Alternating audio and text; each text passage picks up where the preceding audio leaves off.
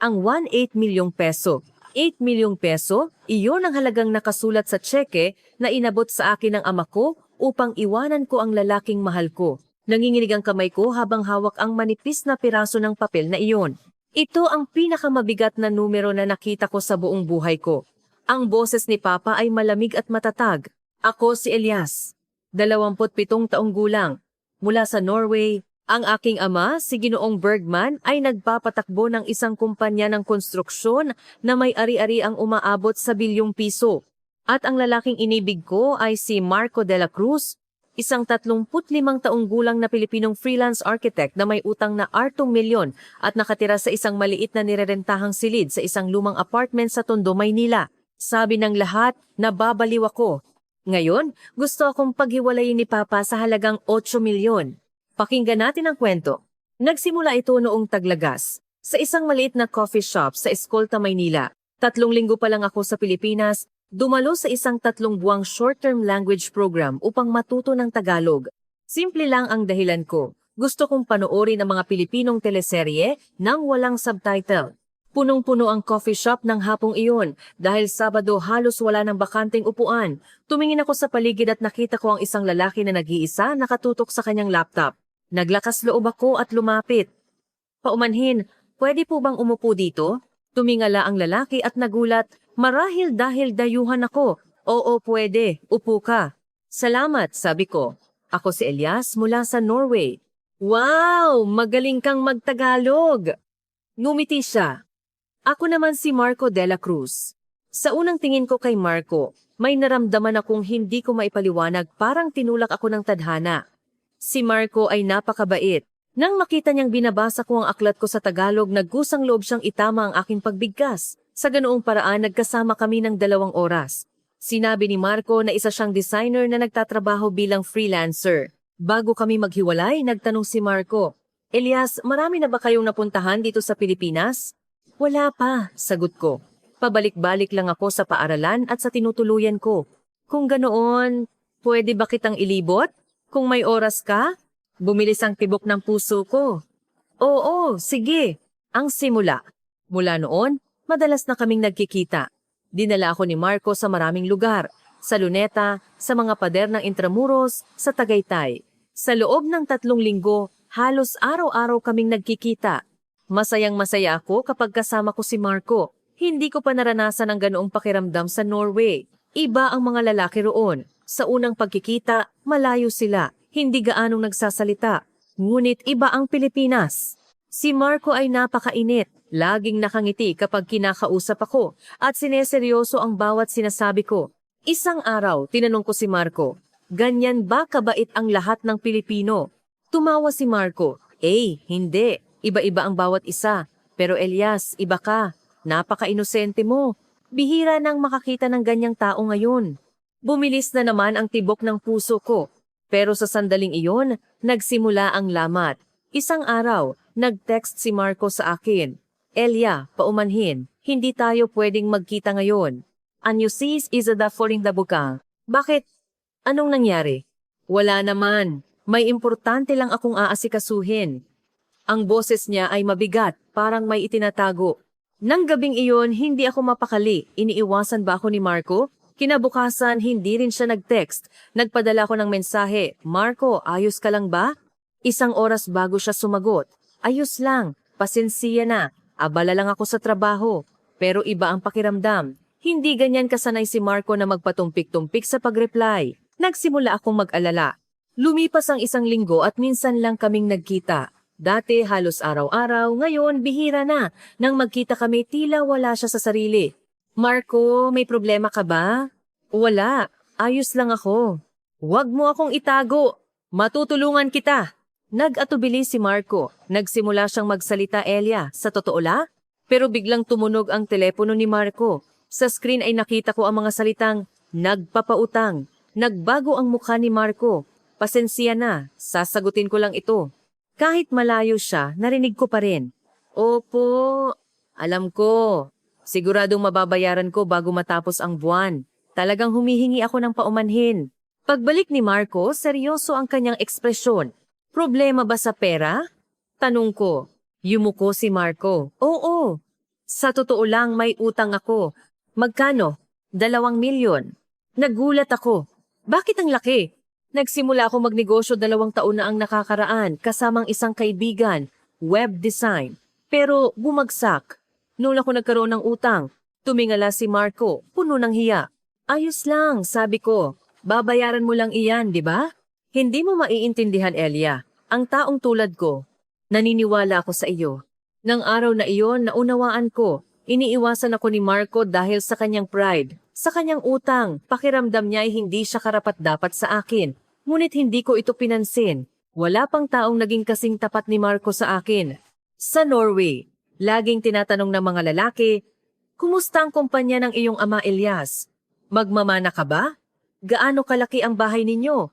Anong kotse ang gamit mo?" Ang pinapahalagahan ng lahat ay ang aking pera. Walang interes sa akin bilang si Elias. Ngunit si Marco ay iba. Nakita niya ako. Pinakinggan niya ako. Pinahalagahan niya ang ngiti ko. Kaya nagdesisyon ako. Sa taong ito ako makakasama.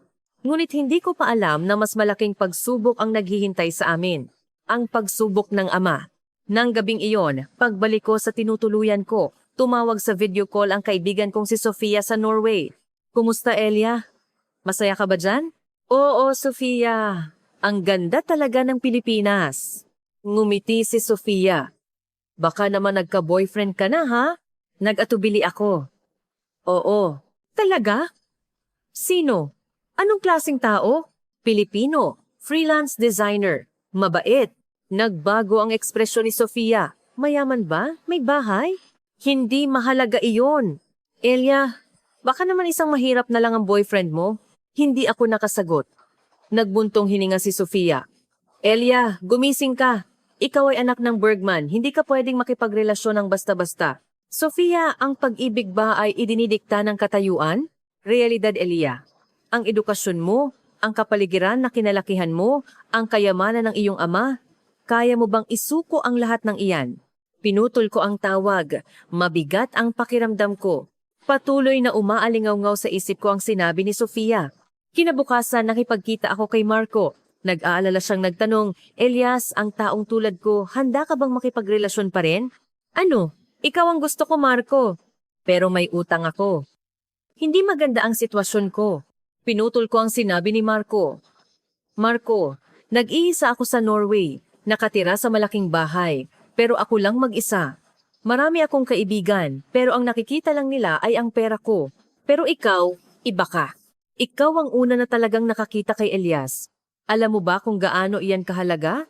Naluha si Marco. "Salamat, Elias. Mula noon naging mas malapit kami. Ngunit pagkatapos ng 1 linggo dumating ang sakuna. 6:00 ng gabi noong Huwebes. Naghihintay ako kay Marco sa Bonifacio Global City, isang modernong distrito.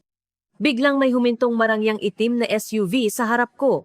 Bumukas ang pinto at lumabas ang isang lalaking nakasuot ng suit, sinundan ng 4 na bodyguard. "Elia, sumakay ka. Mag-uusap tayo." "Si Papa." "Papa, bakit ka nandito?" "May lakad ako." Tumingin si Papa sa paligid. "Pupunta ka sa lalaking iyon, di ba? Si Marco de la Cruz." Nagulat ako. "Paano mo nalaman?" Nagsaliksik ako. Freelancer na may 2 milyong utang. Nakatira sa isang maliit na apartment sa Tondo. "Ano ang gusto mong gawin sa ganyang lalaki?" Ang boses ni Papa ay malamig. Sa sandaling iyon, papalapit si Marco. Nang makita niya ang SUV at ang mga bodyguard, nagulat siya. Lumapit si Papa kay Marco. "Ikaw ba si Ginoong Marco de la Cruz?" Natatarantang sumagot si Marco. "Opo." "Sino po kayo?" "Ako si Eric Barrigman, ang ama ni Elias." Namutla ang mukha ni Marco. Inabot ni Papa ang kanyang business card. "I-search mo ang kumpanya ko at malalaman mo kung karapat-dapat ka ba sa anak ko." "Pa, huwag!" Sinubukan kong pigilan si Papa, ngunit hindi siya nakinig. "Elia, alam mo ba ang sitwasyon ng lalaking ito? May utang, nakatira sa maliit na kwarto. Parang pulubi." "Pa, huwag mong sabihin iyan." Tiningnan ako ni Papa. "Magising ka, anak ka ng Bergman. Tama ba na makipagrelasyon sa isang taong may utang?" Yumuko si Marco. "Paumanhin po. Hindi ako karapat-dapat." "Hindi ganyan." Ngunit tumalikod na si Marco. "Elia, paumanhin. Sa totoo lang, hindi ako karapat-dapat sa iyo. Umalis si Marco. Pa, bakit mo ginawa iyon? Sigaw ko kay Papa. Ginagawa ko ito para sa ikabubuti mo, Elias. Ito ang buhay ko. Ako ang magdedesisyon. Naging seryoso ang mukha ni Papa. Sige, kung ganoon, magkita tayo sa hotel bukas. Huli na tayong mag-uusap. Ang ultimatum.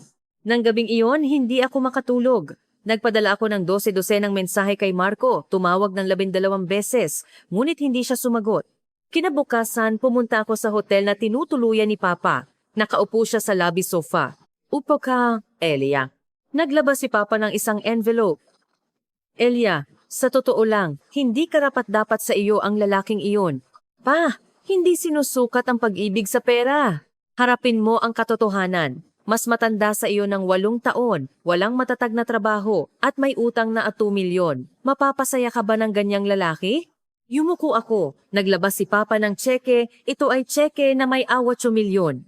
Ano ang ibig sabihin nito? Bukas makikipagkita ako sa lalaking iyon at ibibigay ko sa kanya ito. Papalayasin ko siya sa buhay mo. Parang huminto ang puso ko. Huwag mong gawin iyan.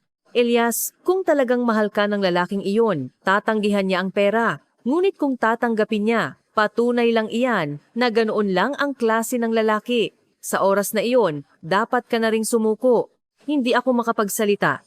Idinagdag pa ni Papa, Elias, kung tatanggihan niya ang pera at ipagpapatuloy pa rin niya ang pakikipagrelasyon sa iyo, aaksyon ako. Gagawin kong hindi siya makahanap ng trabaho sa Pilipinas. Mayroon akong koneksiyon sa mundo ng negosyo.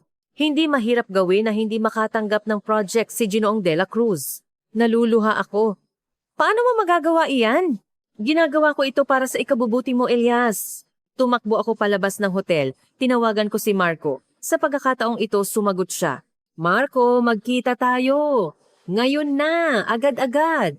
Elias, pakiusap. Magkita tayo. Bumuntong hininga si Marco.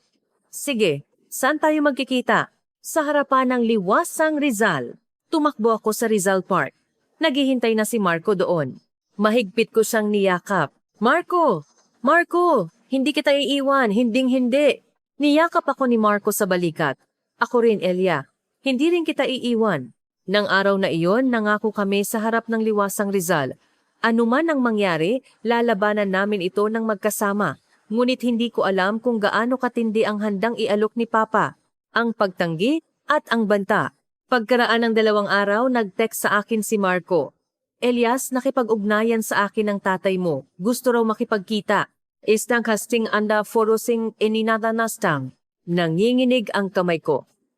Marco, huwag kang pumunta. Ayos lang, kailangan ko siyang harapin. Anong kondisyon ang ibibigay niya? Pakiusap. Huwag kang magpapadala. Manalig ka sa akin, Elia. Hinding-hindi ako magpapadala. Ngunit, balisa pa rin ako. Kinabukasan, pumunta si Marco sa lobby ng hotel. Nagtago ako sa malayo at nagmasid.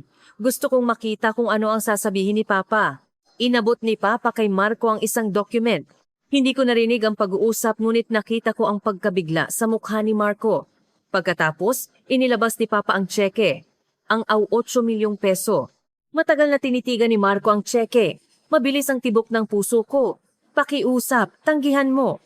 Kinuha ni Marco ang tseke. Sa sandaling iyon, parang nabasag ang puso ko. Tatanggapin ba niya? Ngunit sa sumunod na segundo, pinunit ni Marco ang tseke sa 2. Napaluha ako. Tumayo si Marco mula sa upuan. May sinabi si Papa ngunit umiling si Marco. Pagkatapos, umalis si Marco sa lobby. Dali-dali akong tumakbo kay Marco. Marco! Nagulat si Marco. Elia, bakit ka nandito? Nakita ko. Lahat? Nakita ko. Mahigpit kong niyakap si Marco. Salamat, maraming salamat. Hinaplos ni Marco ang likod ko. Elias, hinding-hindi kita ipagpapalit sa pera. Alam ko. Ngayon, alam ko na. Nang gabing iyon, pumunta ako sa silid ni Papa. Galit na galit siya. Elias, ipagpapatuloy mo ba talaga ang relasyon mo sa lalaking iyon? Opo. Kung ganoon, may sasabihin din ako. Naglabas si Papa ng telepono. May mga larawan ng ilang sikat na negosyante sa Pilipinas sa screen. Kilala mo ba ang mga taong ito? Hindi mo alam. Ang mga koneksiyon ko sa Pilipinas. Sa isang salita ko lang, hindi na makakakuha ng project si Ginoong de la Cruz sa Pilipinas. Namutla ang mukha ko. Hindi mo iyan gagawin. Kung ipagpapatuloy mo ang relasyon mo sa lalaking iyon, gagawin ko iyan. Masyado ka ng sobra, Elias. Tama ba na ang anak ng Bergman ay makipagrelasyon sa isang taong may utang? Nakahandusay ako sa sahig. Pakiusap, wag mong gawin iyon kay Marco. Kung ganoon, hiwalayan mo siya. Hindi ko magagawa. Bumuntong hininga si Papa. Elia, bibigyan kita ng 1 linggo. Magdesisyon ka sa loob ng 1 linggo. Kung pipiliin mo ang lalaking iyon, tapos na ang buhay negosyo niya. Kung pipiliin mo ako, bumalik ka sa Norway. Umalis si Papa sa silid. Umiyak ako sa sahig. Ang ina at ang laban. Sa sumunod na 2 araw, hindi ako nakipagkita kay Marco. Natatakot akong umiyak ako pag nakita ko siya. Patuloy na nag-text si Marco. Elia, anong nangyayari? Ayos ka lang ba? Ayos lang. May kailangan lang akong pag-isipan. Matutulungan ba kita? Huwag. Ako na lang ang mag-aayos. Sa 3 araw, tumawag sa akin ang ina ni Marco. Si Aling Minda. Nakita ko siya ng ilang beses mula nang dumating ako sa Pilipinas. Nagtitinda siya ng mga kakanin sa isang palengke. Elias, ako ang nanay ni Marco. Anak, may nangyayari ba? Hindi kumakain si Marco kamakailan. Mukhang malungkot siya. Hindi ko na kinaya. Lahat po ng ito ay kasalanan ko. Nagbigay po ako ng problema kay Marco. Nasaan ka? Pwede ka bang pumunta sa palengke? May gusto akong pag-usapan. Pumunta ako sa palengke. Isinara ni Aling Minda ang pinto ng kanyang stall at dinala ako sa loob. Upo ka, ikaw na ang magsabi ng lahat. Sinabi ko kay Aling Minda ang lahat. Ang banta ni Papa, ang 8 milyong tseke, ang banta na sirain ang karera ni Marco sa Pilipinas. Bumuntong hininga si Aling Minda. Elias, naiintindihan ko ang nararamdaman ng tatay mo. Pareho kaming mga magulang, nag-aalala sa aming mga anak. Natatakot ang tatay mo na maghirap ka. Pero, hindi ko kayang iwanan si Marco. Hinawakan ni Aling Minda ang kamay ko. Anak, pakinggan mo ako. Ang Marco namin ay mabuting bata. Kahit may utang, nagsusumikap siyang magbayad. At mahal na mahal ka niya talaga. Alam ko, pero hindi sapat ang pag-ibig lang. Mahalaga rin ang realidad. Kinabahan ako. Aling Minda, pinapabayaan niyo po ba ako? Hindi. Sa kabaligtaran, gusto kong lumaban ka. Ano? Ngumiti si Aling Minda. Anak, gusto ng tatay mo na paghiwalayin kayo sa pamamagitan ng pera, di ba? Kaya tatanggapin natin iyan sa pamamagitan din ng pera. Kapag nabayaran ni Marco ang utang, magiging marangal siyang lalaki. At mapipilitan ng tatay mo na kilalanin siya. Pero 2 milyon masyadong malaki. Malaki, pero hindi imposible. Kinuha ni Aling Minda ang isang calculator. Ngayon, ang kita ni Marco ay mga 60,000. Kung ibabawas ang gastos sa pamumuhay, may matitira siyang at 35,000. Kung mas magsusumika pa siya, pwede siyang magtabi ng U40,000 sa isang buwan. Kung ganoon, sa loob ng 2 taon, makakaipon siya ng U960,000. Naluluha ako. 2 taon. Kaya ko bang maghintay? Kaya mo. Kung ito ay totoong pag-ibig, kaya mong maghintay. Mahigpit na hinawakan ni Aling Minda ang kamay ko. Elias, tutulungan ko kayo. Bibigyan ko ng inspirasyon si Marco. Huwag kang susuko. Niyakap ko si Aling Minda. Salamat po, Aling Minda. Nang gabing iyon, nakipagkita ako kay Marco sa Liwasang Rizal. Marco, Elia! Ano ang nangyari sa nakalipas na 2 araw? Hinawakan ko ang kamay ni Marco. Marco, lumaban tayo ng magkasama. Ano? Labanan mo ako. Labanan natin ang realidad at manalo tayo ng magkasama. Nagulat si Marco. Marco, maghintay ka sa akin ng 2 taon. Sa loob ng 2 taon, bayaran mo ang utang mo. Kung ganoon, magiging marangal tayo. Magtatrabaho rin ako sa Pilipinas at patutunayan ko kay Papa na totoo ang pag-ibig natin. Naluha si Marco. Elia, kaya ba natin? Kaya natin. Dahil magkasama tayo. Nangako kami sa harap ng Liwasang Rizal. Dito tayo nangako. Babalik tayo dito pagkatapos ng 2 taon. Tumango si Marco. Oo, nangako. Mahigpit kaming naghawak kamay. Nang araw na iyon, sinabi ko kay Papa, hindi ako susuko. Maghihintay ako ng 2 taon hanggang mabayaran ni Marco ang utang niya. Ngumisi si Papa. 2 taon? Sa tingin mo kaya ng lalaking iyon na magbayad ng 2 milyon sa loob ng 2 taon? Kaya, tutulong din ako. Bahala ka. Pero kung mabibigo, bumalik ka sa Norway ng maayos. Siya, umalis ako sa silid. Kinabahan ako ngunit hindi ako natatakot. Dahil alam kong kapag kasama ko si Marco, kaya kong gawin ang lahat. Hindi ko pa alam noon kung gaano kahirap ang daan sa hinaharap. Ngunit handa na ako. Dahil para ipagtanggol ang pag-ibig, handa akong gawin ang lahat. Ang pagbuo ng pangarap. Nagsimulang magtrabaho si Marco ng buong puso. Gumising siya ng alas 5 ng umaga at matutulog lang ng alas 12 ng gabi. Wala siyang pahinga tuwing weekend, nagtatrabaho maging sa Pasko. Hindi rin ako nagpahinga. Pumasa ako sa Tagalog Proficiency Test at nag-aral ako ng Filipino cooking. Natuto akong magluto ng adobo pansit canton at sinigang. Pagkatapos, nagbukas ako ng maliit na coffee shop sa Poblacion, Makati. Ang pangalan ay Kapihan ni Elias. Inayos ko ito sa estilong Nordic at naging komportable. Malaki ang tulong sa akin ni Aling Minda. Elias, ganyan ka dapat bumati sa mga customer ha? Ngiti at sabihing, mabuhay. Opo, Aling Minda. At kapag gumagawa ng kape, kailangan mong gamitin ang puso mo. Ilagay mo ang intensiyon mo. Alam ko na po. Sa simula, kakaunti lang ang customer. Mga 5 o 6 lang sa isang araw. Ngunit kumalat ang balita. May coffee shop sa estilong Norway sa poblasyon at ang may-ari ay isang tunay na taga-Norway. Masarap ang kape at maganda ang kapaligiran. Pagkatapos ng 1 buwan, umabot sa 15 ang customer sa isang araw. Pagkatapos ng 3 buwan, umabot sa 12.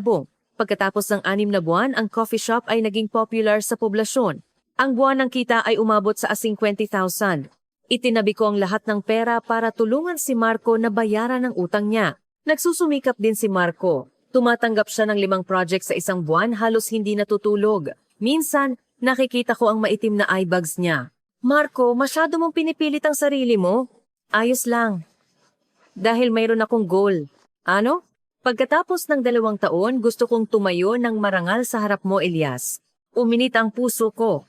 Lumipas ang 1 taon. Nabayaran ni Marco ang Aya 640,000 ng utang. May natitira pang iwan 1,360,000. Ako naman nakaipon ng iwan 300,000. Marco, kunin mo ito. Elia, ano ito? Ang inipon ko. Gamitin mo para bayaran ang utang. Umiling si Marco. Hindi. Pera mo ito. Pera natin ito. Nag-ipon tayo ng magkasama. Marco, magpapakasal tayo pagkatapos ng 2 taon, di ba? Kung ganoon, isa na tayong pamilya. Naiyak si Marco. Salamat, Elias. Gamit ang pera, nagbayad pa si Marco ng gay 300,000 na utang. Pagkatapos ng 1.5 taon, ayor 1 milyon yun na liwang na lang ang natira. Ngunit sa sandaling iyon, dumating ang krisis. Ang pagbabalik at ang tagumpay.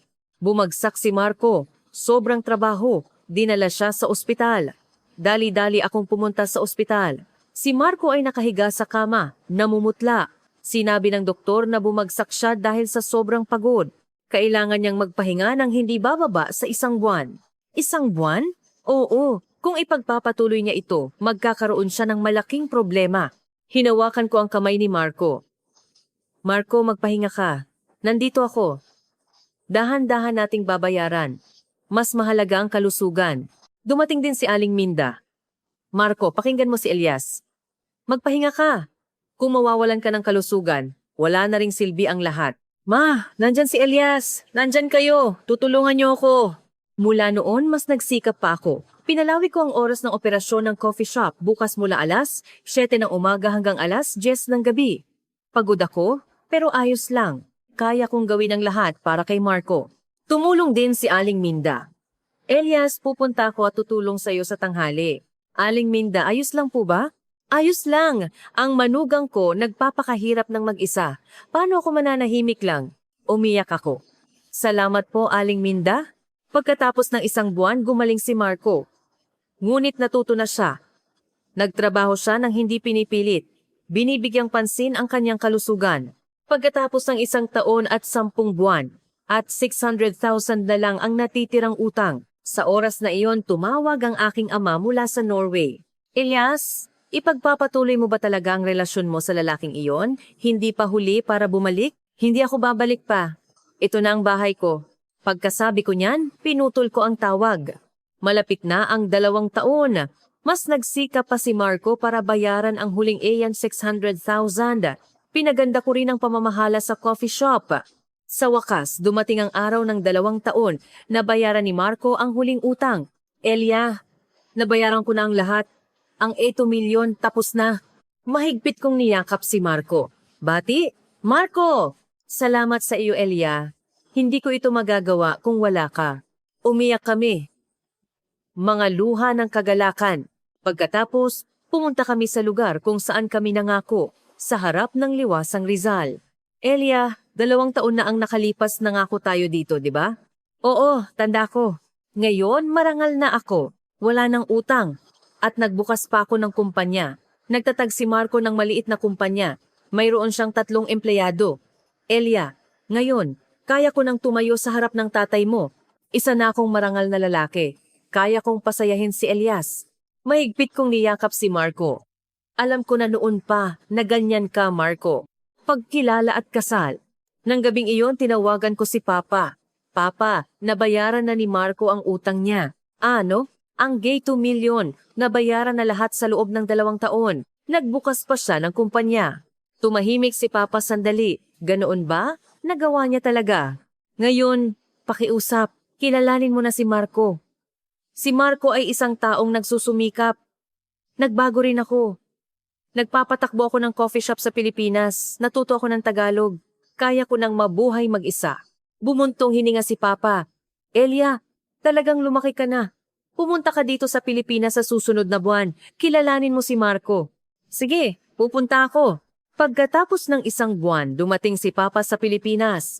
Sa pagkakataong ito, hindi isang marangyang SUV, kundi isang ordinaryong taxi. Dumating si Papa sa opisina ni Marco, isang 12 square meter na opisina sa 2nd palapag ng isang lumang gusali. Marco, matagal na tayong hindi nagkikita. Tiningnan ni Papa ang opisina. Nabalitaan kong nagbukas ka ng kumpanya. Opo, maliit pa lang. Ilang empleyado? 3? Tumango si Papa. Nabayaran na ba ang lahat ng utang? Opo, nabayaran na lahat sa loob ng 2 taon.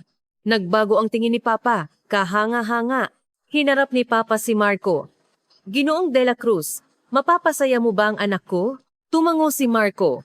Wala akong maraming pera, wala akong malaking bahay, at hindi ako makakabili ng mamahaling brand. Ngunit mayroon akong puso. Ang puso na nagmamahal kay Elias. At ang desisyon na protektahan siya habang buhay. Naluha si Papa. Ngayon ko lang nakita ang anak ko na talagang masaya. Salamat sa iyo. Sa Norway, laging nag-iisa si Elias. Hindi rin totoo ang ngiti niya. Pero simula nang dumating siya sa Pilipinas at nakilala ka, sa unang pagkakataon, ngumiti siya ng totoo. Inabot ni Papa ang kamay. Ipinagkakatiwala ko sa iyo ang anak ko, Ginoong De La Cruz. Umiyak si Marco. Salamat po, Tito. Nakikita ko sila mula sa labas. Hindi ko mapigilan ang aking luha. Sa wakas, kinilala na kami ni Papa. Nang gabing iyon, kumain kaming 3 ng magkasama. Dumating din si Aling Minda. Kumusta po, Tito? Ako po si Minda, ang nanay ni Marco. Mabuti kang nagturo sa iyong anak. Hindi po ako. Si Elias po ang nagpabago kay Marco. Tumingin sa akin si Papa. Elias, talagang lumaki ka na. Sa Norway, ikaw ang anak ng Bergman. Sa Pilipinas, ikaw ang may-ari ng coffee shop. Opo, kaya ko nang mabuhay ng mag-isa ngayon. Ngumiti si Papa. Mabuti. Magaling. Nang gabing iyon, pumunta ako sa silid ni Papa. Elia, kunin mo ito. Isang envelope. Ano po ito? Regalo sa kasal. Hindi marami. Ngunit ito ang aking damdamin. Binuksan ko ito. Sa loob ay may 1.4 milyong peso. Maging masaya ka, Elia. Mahigpit kong niyakap si Papa. Salamat po. Pagkaalis ni Papa, tumakbo ako kay Marco. Marco! Kinilala na tayo ni Papa. Talaga? Oo, ngayon pwede na tayong magpakasal. Binuhat ako ni Marco. Elia, mahal kita. Mahal din kita, Marco. Natapos ang labanan ng 2 taon. Nanalo kami. Nanalo kami sa pamamagitan ng pag-ibig. Ang pag-ibig sa isang maliit na silid. Sa Taglagas, isang maliit na kasal ang ginanap sa isang lumang bahay kainan sa Binondo, Maynila. 50 bisita, si Aling Minda at ang mga kamag-anak, si Papa at 3 kaibigan mula sa Norway at mga kaibigan na nakilala namin sa Pilipinas. Nakasuot ako ng puti at light pink na Filipiniana. ang ganda nito. Ito ay inihanda ni Aling Minda. Elias, ito ang sinuot ko noong kasal ko. Sana suotin mo. Aling Minda talaga po, manugang niyo na po ako ngayon. Naiyak ako. Salamat po, Aling Minda. Ang kasal ay simple ngunit puno ng pagmamahal. Puno ang mesa ng mga inihanda ni Aling Minda. Adobo, pansit canton, lumpia, kakanin. Sobrang dami. Nakasuot din si Papa ng barong Tagalog. Medyo naninibago siya sa unang pagkakataon ngunit bagay sa kanya. Elia, maging masaya ka ha? Salamat po pa. Marco, ipinagkakatiwala ko sa iyo ang anak ko. Huwag po kayong mag-alala tito. Pagkatapos ng kasal, nag-honeymoon kami. Ang aming patutunguhan, Palawan at Siargao. Hindi maintindihan ng mga kaibigan ko sa Norway. Elias, Palawan? Hindi ba sa Europa o sa Maldives? Pero para sa akin, maganda ang Palawan. Ito ang pinakamagandang lugar sa Pilipinas. Gusto kong pumunta doon kasama si Marco. Nanatili kami sa Palawan ng 4 na araw at 3 gabi. Naglakad kami sa tabing dagat magkahawak kamay. Elia, masaya ka ba? Sobrang saya. Ako rin. Pag-uwi namin mula sa honeymoon, lumipat kami sa maliit na nirerentahang silid na iyon. Ang parehong maliit na apartment sa Tondo. Hindi maintindihan ng mga kaibigan ko. Elias, nagbigay ng regalo si Papa sa kasal, di ba? Lumipat kayo sa mas malaking bahay. Pero umiling si Marco. Dito tayo nagsimula. Ito ang simula ng pag-ibig natin. Sumang-ayon din ako. Tama, ito ang una nating bahay. Ang unas 1.4 milyong ibinigay ni Papa, itinabi namin. Para sa hinaharap, nagsimula ang bagong buhay mag-asawa. Ipinagpatuloy ko ang coffee shop. Pinalaki ni Marco ang kanyang kumpanya. Abala ngunit masaya. Tuwing umaga, bago pumasok si Marco sa trabaho, gumagawa ako ng kape para sa kanya. Elia, salamat. Walang anuman. Magaling ka rin ngayon.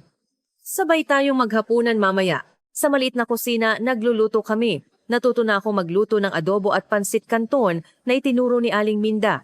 Elia, masarap. Talaga, naging Pilipino ka na. Siyempre, manugang ako ng Pilipinas ngayon. Tuwing weekend, sabay kaming pumupunta sa palengke para mamili at dumadalaw sa stall ni Aling Minda. Aling Minda, kumusta po? Ay, nandito ang manugang namin. Nandito rin ang anak namin. Aling Minda, makukuha ko ba ang ilang side dishes sa linggong ito? Oo. Marami akong ginawa. Kunin mo hanggat gusto mo. Laging naghahanda si Aling Minda ng maraming side dishes para sa amin. Dahil sa kanya, umunlad din ang pagluluto ko. Lumipas ang 1 taon. Ang kumpanya ni Marco ay umabot na sa 7 empleyado. Gumanda rin ang kita. Ang coffee shop ko ay naging sikat na rin. Ang buwan ng kita ay umabot sa 80,000. At mayroon kaming bagong balita, nagdadalang tao ako. Marco, buntis yata ako. Talaga?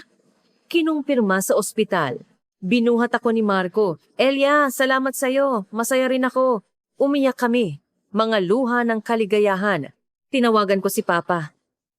Buntis ako pa. Talaga? 3 buwan na? Tumawa si Papa. Bati, Elias, magiging lolo na ako. Pa, pumunta ka dito sa Pilipinas sa susunod na taon at tingnan mo ang baby. Oo, siguradong pupunta ako.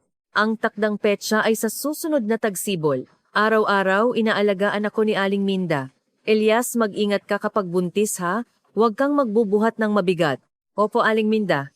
At uminom ka ng maraming fish soup. Ipagluluto kita. Salamat po, Aling Minda. Inalagaan din ako ni Marco. Binawasan ko ang trabaho sa coffee shop at nagdagdag ng 1 empleyado. Elia, huwag mong pilitin ang sarili mo. Mas mahalaga ang baby. See? Masayang masaya ako. Hindi ko pa naranasan ang ganoong kaligayahan sa Norway. Sa Norway, nakatira ako sa isang 200 square meter na mansion. Ngunit laging nag-iisa. Malaki ang bahay, ngunit malamig. Ngunit iba ang maliit na apartment na ito. Kahit maliit, napakainit. Nandyan si Marco. At dumadalaw si Aling Minda. At malapit na ring isilang ang baby. Ito ang tunay na kaligayahan. Ang pagpapahalaga sa pag-ibig. Dumating ang tagsibol. Ipinanganak ang baby. Isang malusog na lalaki. Elia, anong ipapangalan natin? Eric. Gamitin natin ang pangalan ng lolo niya, Eric Bergman. Ang pangalan niya sa Tagalog ay Yuan. Eric Yuan, ang galing na pangalan. Tumawa si Marco. Dumating si Papa sa Pilipinas para tingnan ang apo niya, Elias. Bati. Salamat po pa. Binuhat ni Papa ang baby. Eric, gamit ang pangalan ko ha? Opo. Naluha si Papa. Elias, talagang magaling ka. Natagpuan mo ang tunay na kaligayahan dito sa Pilipinas. Patawad dahil sumalungat ako sa iyo sa simula. Ayos lang po pa. Naiintindihan ko. Dahil mahal mo ko kaya ganoon ang ginawa mo. Niyakap ako ni Papa. Salamat Elias, lumaki ka na. Nang araw na iyon, kumain kaming lahat ng magkasama. Si Aling Minda, si Papa, si Marco, at ang baby na si Yuan. Siksik kaming lahat sa maliit na living room ng apartment. Kahit masikip, napakainit. Sa Tagay. Tumawa kami. Dati, isa akong nag-iisang babaeng taga-Norway. Mayaman, ngunit walang pag-ibig. Nakatira sa malaking bahay ngunit hindi masaya. Ngunit ngayon, iba na. Nakatira ako sa maliit na apartment, ngunit masayang masaya. May asawa akong mahal na mahal ako, may maamong biyenan, may cute na baby, at pinakamahalaga, may ama akong kumilala sa akin. Nakatira pa rin kami sa maliit na apartment na iyon. Hindi pa rin maintindihan ng mga kaibigan ko. Tinanong ni Sofia sa video call, Elias, nakatira ka pa rin sa maliit na apartment na iyon? Oo. Maganda dito? Baliw ka ba? May pera ang tatay mo para bumili ng malaking bahay. Ito ang bahay namin. Dito nagsimula ang pag-ibig namin. Bumuntong hininga si Sofia. Pero mukha kang masaya. Naiinggit ako. Sofia, pumunta ka rin dito sa Pilipinas. Ang ganda dito talaga. Sige, pag-iisipan ko. Pagkatapos kong putulin ang tawag, tiningnan ko si Marco. Naglalaro siya kay Yuan. Yuan, sabihin mo, Papa, Papa. Ang galing ni Papa. Ngumiti ako. Ito ang kaligayahan. Hindi ang 200 square meter na mansion sa Norway, kundi ang maliit na apartment sa Maynila. Hindi ang bilyong-bilyong ari-arian, kundi ang tunay na pagmamahalan. Hindi ang marangyang buhay, kundi ang simpleng araw-araw na pamumuhay. Ngayon ko lang naunawaan. Ang kaligayahan ay hindi sinusukat sa laki, kundi sa init ng puso. Hindi ang malamig na aurora borealis, kundi ang mainit na moonlight ang mas maganda. Hindi ang malawak na fjord, kundi ang ilog Pasig na pinagsaluhan namin ang mas mahalaga at pinakamahalaga, ang pag-ibig ay hindi mabibili ng pera. Lumapit ako kay Marco at umupo sa tabi niya. Marco, mahal kita. Mahal din kita, Elias. Sa hinaharap, ganyan pa rin tayo mabubuhay, dito sa maliit na apartment na ito. Oo, ito ang pinakamainit na bahay sa mundo. Tumawa kami. Sabi ni Yuan, Mama, Papa, mahal ko kayo. Naiyak ako. Luha ng kaligayahan. Ngayon ko lang naunawaan. Ang tunay na mayaman ay hindi ang taong maraming pera, kundi ang taong maraming pag-ibig. At ako ang pinakamayamang tao sa mundo dahil mayroon akong pamilyang nagmamahal sa akin. Mabilis ang oras. 3 taong gulang na si Yuan. Tumakbo, tumalon, at marami nang sinasabi. Mama, pupunta ba tayo sa park ngayon? Oo, hintayin natin si Papa. Lalong gumanda ang kumpanya ni Marco. Umabot sa 15 empleyado. Ang coffee shop ko ay nagbukas din ng branch malapit sa poblasyon. Kahit nakatira pa rin kami sa maliit na apartment, marami na kaming naipong pera. Isang araw, sinabi ni Marco, Elias, lumipat na ba tayo sa mas malaking bahay? Umiling ako. Ayos lang dito. Hindi ko gustong lumipat, pero lumalaki na si Yuan. Medyo hindi na sapat ang espasyo. Tiningnan ko ang maliit na apartment. Ang mga larawan namin ay nakadikit sa dingding. Ang mga laruan ni Yuan ay nasa mesa. Ang lutuan na regalo ni Aling Minda ay nasa kusina. Marco, nandito ang lahat ng alaala namin. Niyakap ako ni Marco. Sige, kung ganoon, dito lang tayo. Ngunit sa totoo lang, nagsimula na kaming magplano. Kapag nag-elementarya si Yuan, bibili kami ng isang 3 silid na apartment malapit. Hindi para magyabang, kundi para magkaroon si Yuan ng sariling kwarto. Bumisita si Papa sa Pilipinas 2 beses sa isang taon. Laging nananatili ng 1 linggo. Elias, talagang masayang masaya ka. Salamat po pa, nagkamali ako noon. Akala ko mabibili ng pera ang lahat. Pero itinuro mo sa akin na ang pag-ibig ang pinakamahalaga. Hindi ka nagkamali pa. Ganoon ka lang dahil mahal mo ako. Ngumiti si Papa.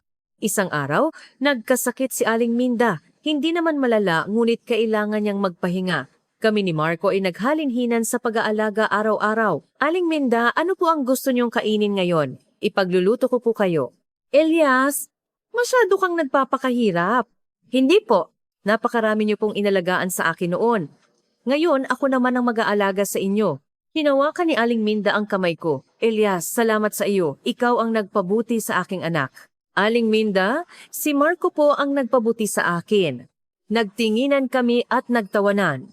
Nung taglamig na iyon, dinala namin si Yuan sa Norway. Sa unang pagkakataon, nakita ni Yuan ang niebe. Sobrang excited siya. Mama, ang daming niebe. Oo, ito ang bayan ni Mama. Nakipagkita sa amin si Sofia. Elias, matagal na tayong hindi nagkikita. Niyakap namin si Sofia. Tiningnan ni Sofia si Marco at Yuan. Talagang masayang masaya ka. Masaya ako. Patawad dahil sinabi ko iyan noon.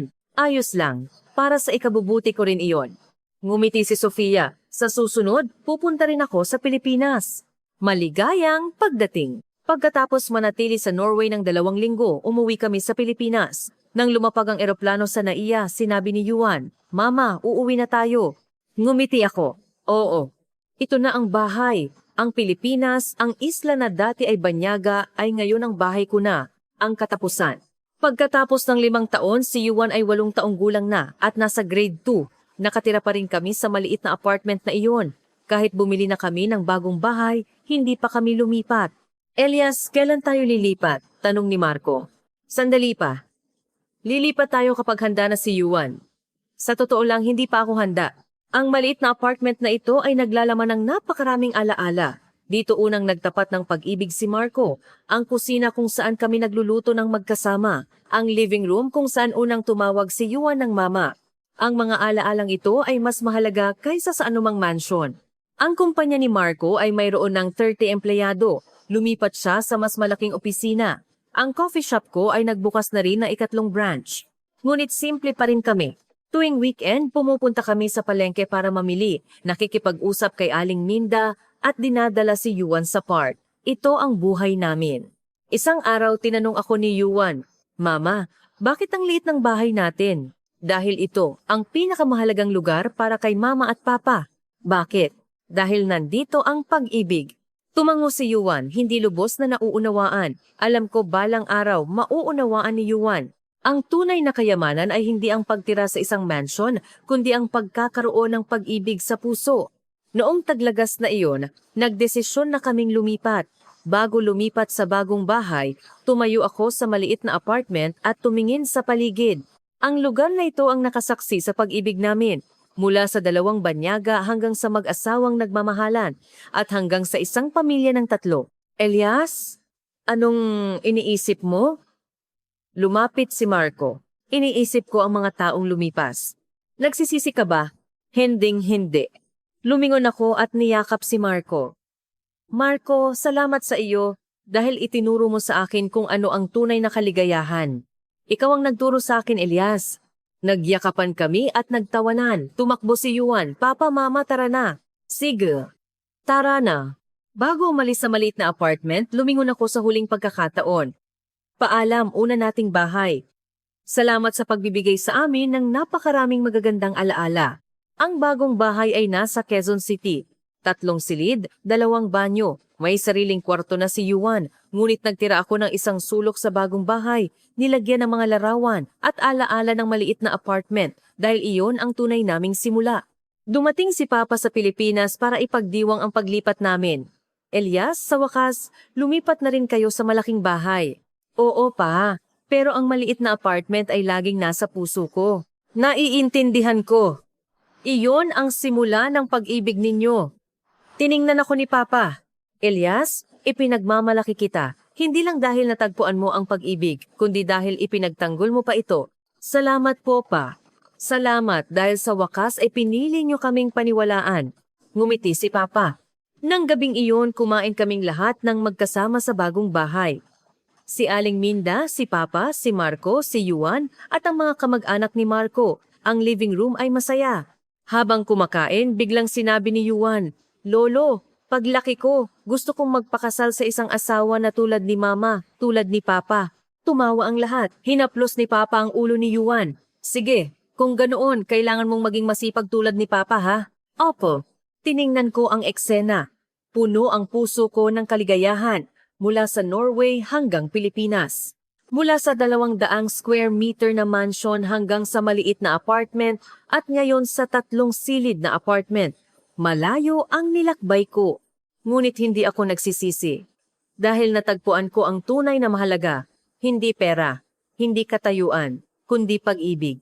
Nang gabing iyon, kami ni Marco ay nakatayo sa balkoni, pinapanood ang night view ng Maynila. Elias, masaya ka ba? Masayang masaya. Mas masaya kaysa kailanman. Ako rin. Nagtinginan kami at nagtawanan. Sa malayo, ang ilaw ng skyscraper ay kumikislap. Ngunit para sa akin, ang pinakamaganda ay hindi ang marangyang ilaw, kundi ang init ng taong nasa tabi ko. Hinawakan ko ang kamay ni Marco. Marco, salamat sa pagbibigay sa akin ng isang bahay. Dapat ako ang magpasalamat, Elias. Niyakap namin ang isa't isa sa ilalim ng night sky ng Maynila. Ito ang kwento ko, ang kwento ng isang babaeng taga-Norway na natagpuan ang pag-ibig sa Maynila. Mula sa pagsubok ng 8 milyon hanggang sa pakikipaglaban sa 8 milyon at hanggang sa kasalukuyang kaligayahan, natuto ako. Ang tunay na kayamanan ay hindi ang numero sa bank account kundi ang init ng puso. At ako ang pinakamayamang tao sa mundo.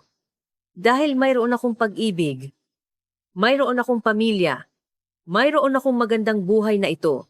Kung bibigyan ako ng isa pang pagkakataon na pumili, pipiliin ko pa rin ang pag-ibig dahil iyon ang tunay na mahalaga. Salamat sa inyong pakikinig sa kwento ko. Sana mahanap din ninyo ang sarili ninyong kaligayahan. Kahit nasaan man kayo at gaano man karami ang pera ninyo, hanggat may pag-ibig, kayo ang pinakamayamang tao. Paalam.